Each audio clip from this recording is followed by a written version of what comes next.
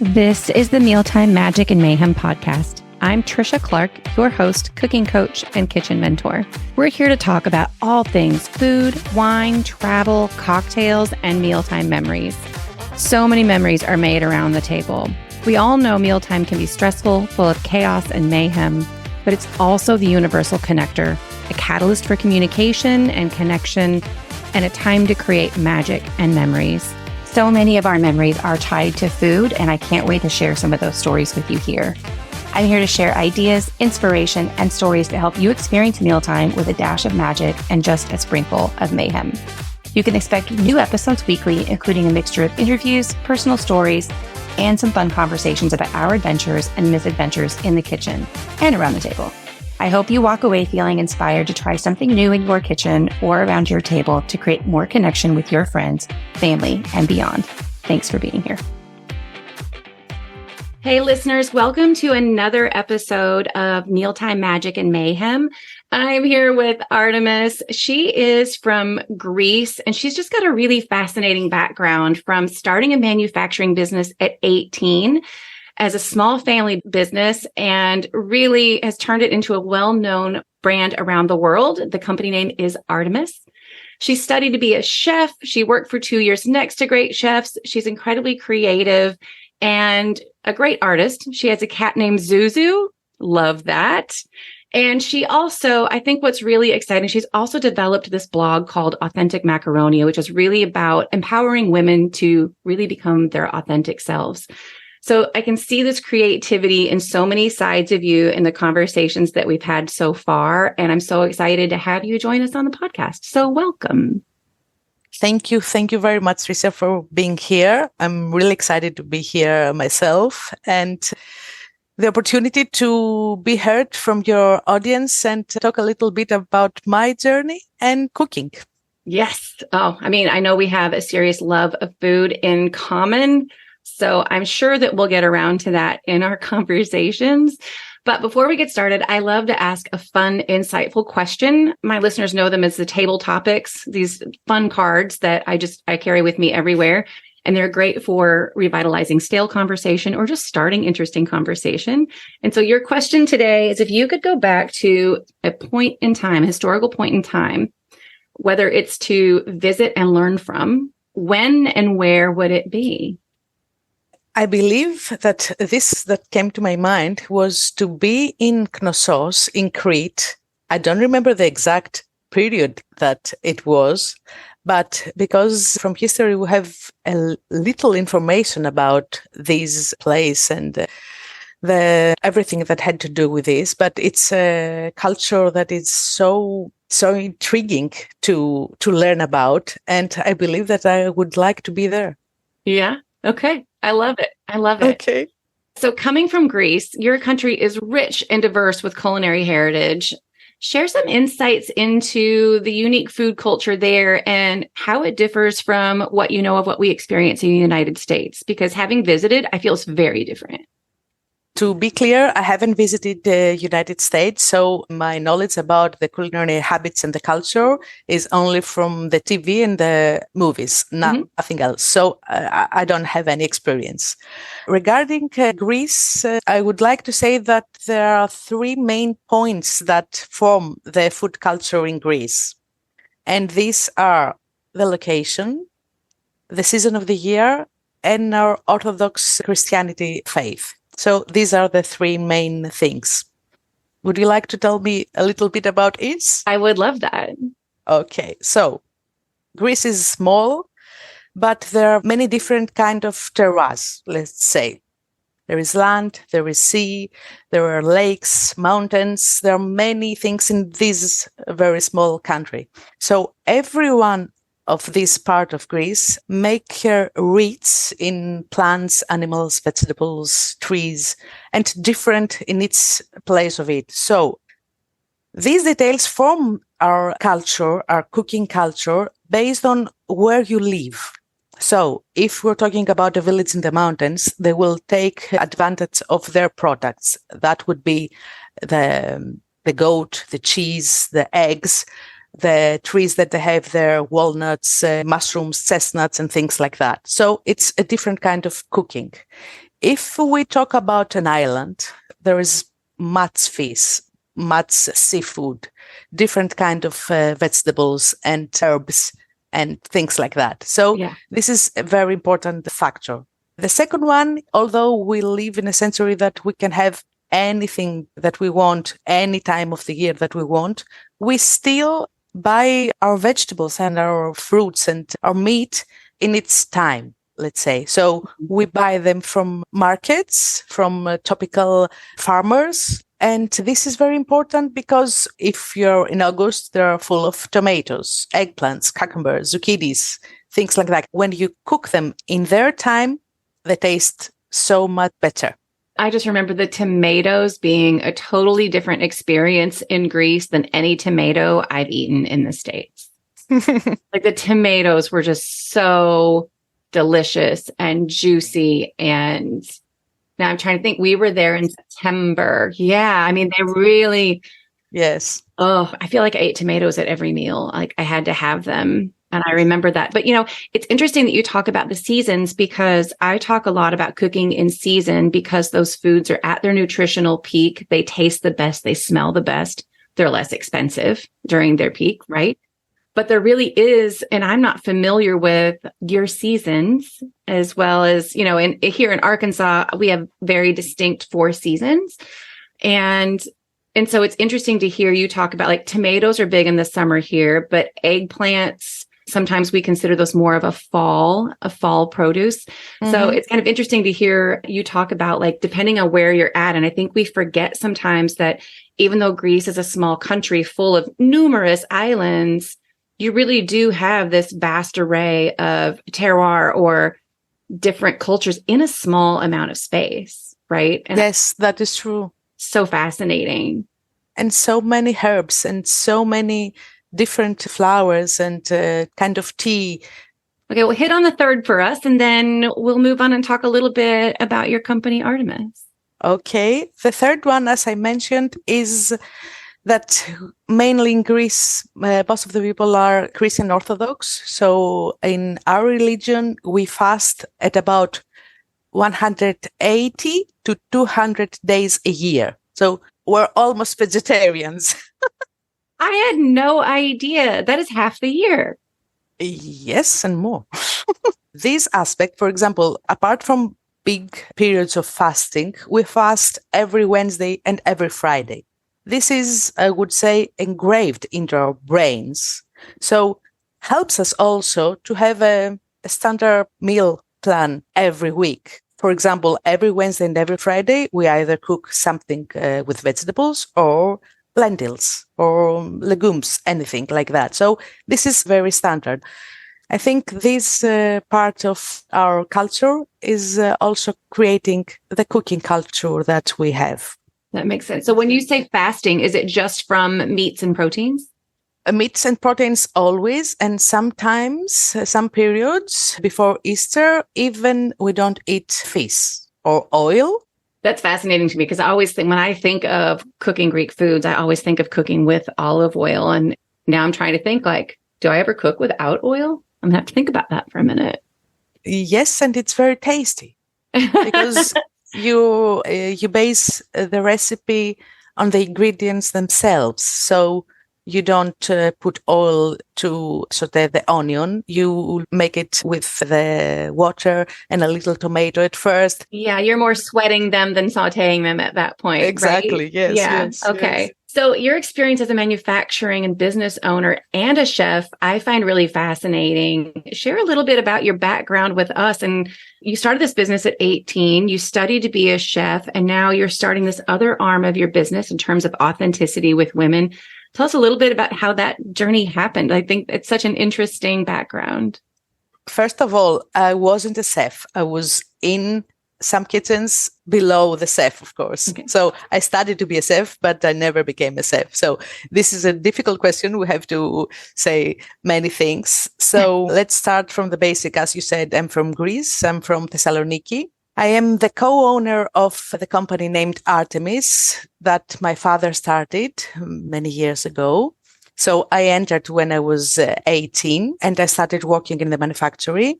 Then when I was 25, I wanted to study cooking, which was always my great love. So I took a break. I studied cooking. And after 2 years of studying, I worked in some kitchens, as you said below, some great chefs. I had this opportunity. But I realized that this kind of life didn't fit me. I loved cooking, but I didn't like the life of being a chef. Mm-hmm. I returned back to my family business, which I'm still there. Because I loved cooking, I wanted to do something about it. So then I created Authentic Macaronia, that started as a food blog at that time, which I was soon bored about it because I really didn't like to write down recipes. I don't like down recipes. I didn't like to take photographs. I'm terrible at this. So I started creating some challenges with friends of mine regarding cooking, which was really fascinating. And afterwards, I created some live workshop with women that felt overwhelmed about cooking.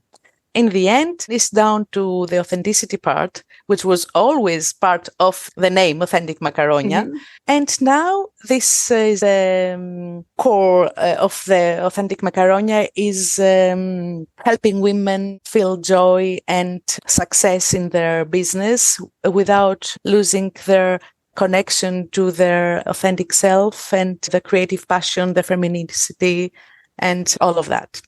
I love that. I think that's really how we ended up getting our connection started, is because that fits so well within what I do in terms of helping women discover what they do enjoy about cooking, help them strip away all the things that make it overwhelming and stressful, right? Similar to what you've done with your friends in Greece and those challenges.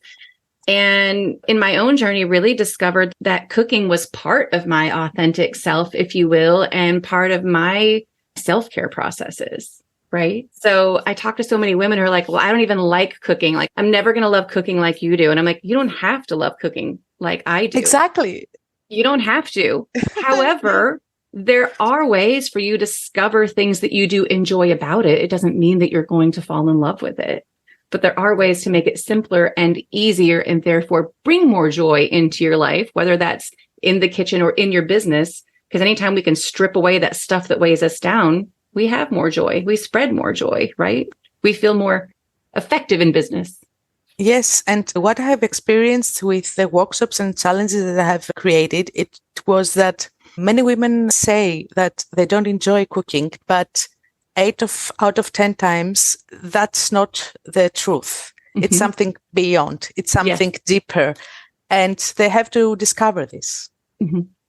Yeah. Yeah. Mm-hmm. And I have some fascinating conversations with women about that deeper stuff. And we really try to work through, like, what is that deeper stuff and where did it come from? Right. Sometimes it's how you grew up and what you watched. Sometimes it's you're just tired of trying to please everybody and you've got picky eaters. There's so many things that create that space, but it's really not the act of cooking itself that's the problem, like you said. Yes, I agree. I love that. I really feel like that's what drew us together. And we've been talking about doing this podcast conversation for months, you guys, months. Yes. And we finally got it to work out. Finally. So how do you feel like your background in both fields from the business that you've been in, because you guys create kitchen products, right? It's mixers and we create milkshake mixers and lemon squeezers. And so you've got this part of it. You went to school to learn how to be a chef. And I totally hear you on, I love to cook and I love to cook for people, but I don't think that's where my sweet spot would be. There's a lot of pressure there that takes the joy out of the experience. For me, it was not the pressure inside the work. It was, I was used to have my weekends to myself and to my husband and go away to our house in the village. And I could not exchange this for this work. It was more important for me to be with my husband and my friends on my weekend and not work in a kitchen. Yeah. Okay. So how would you say your background in both those fields have influenced your approach to creating in the kitchen? I experiment a lot. I accept what I want to cook, my desires in cooking. And I try to have the necessary tools for me, because everyone needs something different, has some different, as you say, their favorite tools, let's say. I would say that if there were only 3 ingredients in my fridge, I could cook something delicious with this.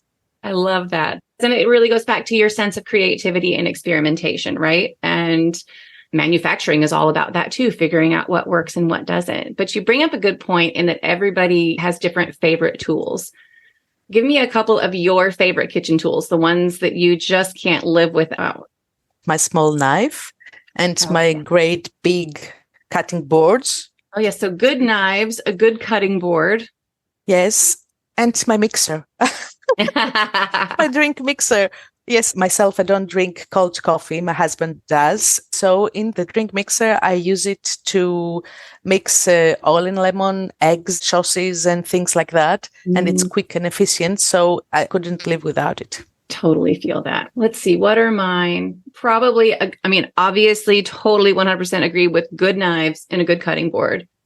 And then I think the thing that I've really gotten used to using the most is probably my cast iron skillet. And then all of my prep bowls to do all of my prep before I start cooking. Like, yes, I could get by with those things and probably get by cooking just about anything. But if you take any one of those away from me, I'm going to be a hot mess. I totally agree with you because I also have too many of them, too many stainless steel big bowls that I can use to mix things or prepare things that, yes, I couldn't live without them. You're correct. So as we talk about this connection to cooking and really getting rid of the overwhelm and helping women discover their authentic selves, what would you say is a key mindset shift that those women who are overwhelmed by cooking can make to enhance their cooking journey or just really have more fun with it? I would agree with you with what you said previously, that the first thing they have to do is they realize that it is their journey. It's not someone else's, not their moms or their favorite chefs or the cooking influencer that they follow on Instagram. They don't have to be like them. So it's something that it's their own.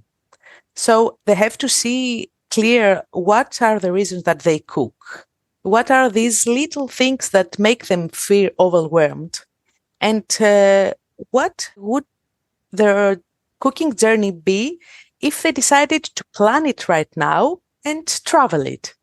Let's imagine it like a journey. And what would it be? I think that, as we mentioned, it's rarely what at first sight they think there is. They may think that cooking is the part that frustrates them, but usually it's not. And I will also mention, I don't know if you have seen or read this survey that says that we spent on average almost 18 years of our lives inside kitchen. No, I haven't. Yes.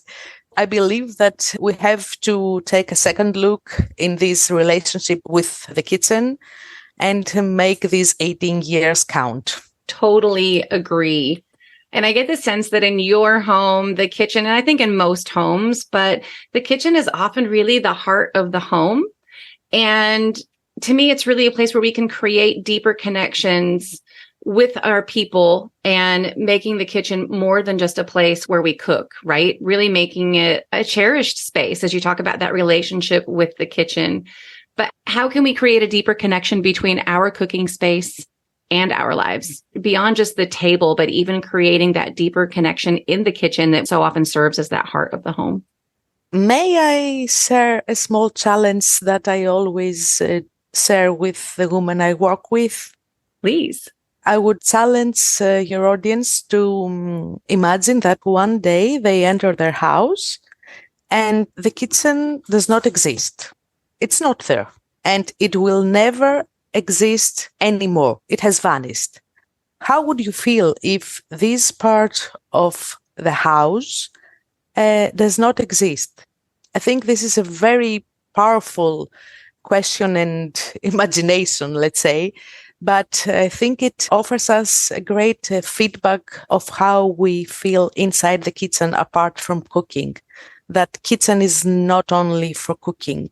For me, if I would say, it's a place of isolation, not talking, being with myself, thinking to myself, planning my life. And also is a place where I connect with the people I love, a place of offering, a place of receiving, a place of smiles, blachs, that they don't like the food that I created, and a place of real relations. When I think about our own family get-togethers, whether it's my immediate family or our extended family, whether we're at my house or my sister's house, like everybody hangs out around in the kitchen. Everybody's talking well, even if they're not part of the cooking process. And as I think about that exercise or that challenge that you throw out there, I think about how quiet my life would be, and not in a good way. Yes. Not in a good way. That's where so much of the laughter comes from, even if it's from our own mistakes in the kitchen. That creates laughter, right? It creates jokes and stories that carry on for years. If you ended up putting cinnamon on top of your casserole instead of paprika, like everybody remembers those stories and they tell them for years to come. I really can't imagine what that would be like or how awful that would be if it wasn't there. Yes, I think because it is so powerful and maybe cruel imagination, let's say, this is the reason that I think it's so helpful. It is. I ask a lot of questions and challenges to a lot of the women that I work with, and that's not one that's ever been part of it. And I can see how that one would be incredibly powerful, good or bad, right? Depending on where you stand with cooking, but definitely would highlight the areas where you might need to lean in a little bit. I think that through these challenges, you might really see where you stand with kitchen. So in the end, I think it will be helpful. Yeah, I agree. So I just feel like we could talk forever about food and authenticity in the kitchen. I know that authenticity is something near and dear to your heart, so much that it really inspired this blog and these challenges. You've talked a lot about how women can infuse authenticity into their cooking. Tell us a little bit about how you work with women to infuse that authenticity into their business as well, because a lot of my listeners are other women entrepreneurs, and I think they'd love to hear from somebody else who has been in the business and manufacturing world and done all of these things in what is truly a male-dominant world. I think that business women, especially, as you said, in male-dominated industries, are forced to, I would say in brackets, become more manly, and they usually neglect their part of creativity and feminine and passion, which part of this usually is the cooking. I can totally understand that this is difficult. And what I inspire women to see is the importance of seeing what authenticity means to them and how important it is. So if you are authentic in your business, and authentic, I don't mean like, I believe you are aware of Seth Godin, that he says that being authentic does not mean being a jerk. Okay, let's clarify this. I believe they have to realize the meaning of authenticity on their own and to see where and in what way they can implement it into their lives and into their business lives in order to have the greatest impact in their success and in their happiness mainly. Yeah, I always find, and I've grown up, like my whole career has been in the corporate side of things. And you really do kind of lose that sense of femininity as you're trying to move forward in that world. And it's really interesting to see this kind of this shift. I feel like, I think, especially out here in the online business world, this effort to really balance those feminine and masculine energies. It's not easy. No, it's not. But I love that we have women like you that like, that's what you're helping them do is lean back into that and realize that it is 100% okay and celebrated that you have both of those sides and that you can live them both free of judgment. I would say that the men in the industries, they're not expect from us to be like them. I think this is a misunderstanding that many women do. You don't have to be a man. You don't have to talk like a man, to walk like a man, because I have seen many women do this. I met an electrician in an exhibition that I went to. And if she didn't have the long hair and the beautiful face, I would say that she would act like a man with all the bad parts of it. Mm-hmm. Can you understand what I'm saying? I do. I have one more question before I really turn it over to you to introduce people a little bit more to your blog and how they can get in touch with you and, anything else that you want to share with them. I'm going to bring it back to cooking for the last question. From your time, is whether it's studying to be a chef, in your business, your own personal cooking journey, or working in restaurants, can you share a specific technique or philosophy that you learned during that time that you've really integrated into your everyday meals that you recommend every home cook learn? I would say that there are little things that you can do, but very important. For example, use your time and your space very wisely. Learn to use your tools, as we said previously. Learn to use your knives, learn to chop, and invest in some tools that help you to make your preparation and your cooking easier and your life much prettier. And I would say that it is very important to cook what you love and experiment without being concerned about what the result would be. I have reached, let's say, a conclusion that if I don't want to eat it the next day, then it's a failure. Oh, that's funny, because I do think that I know in my own journey, like accepting that failure can happen and not internalizing it as me being a failure that was one of the hardest parts for me in just living in this world of perfectionism that I had somehow built for myself, and letting go of the fact that not everybody was going to like everything I cooked, or that I wasn't going to like everything I cooked. That was one of the hardest parts for me to learn. And man, does it really feel like you've lost a lot of weight when you can let go of that. It doesn't mean that you failed. It could be that it was a poorly written recipe, or you just had a misfire and it just wasn't good. Like, you just never know. It can be so many things that can contribute to that. So I love that lesson, and I think it's a really important one. I remember my brother, when I was 18, he offered me as a present a big notebook, let's say, to write my recipes. And he wrote on it, please cook something that I could eat, because I was cooking dishes that my brother didn't like to eat, didn't like to taste at all. Oh, that's funny. Well, Artemis, tell us a little bit more about where people can find you or get in touch with you so they can follow more of your fun adventures, whether it's challenges for women overwhelmed by cooking or discovering their own authenticity. Let us know where we can reach you and what you have going on. They can reach me through my website, that is authenticmacaronia.com. I know it's a little difficult to spell. Of course, in Instagram and in Facebook, in the Authentic Macaronia, and a small group that I have created that is called Authentic Women.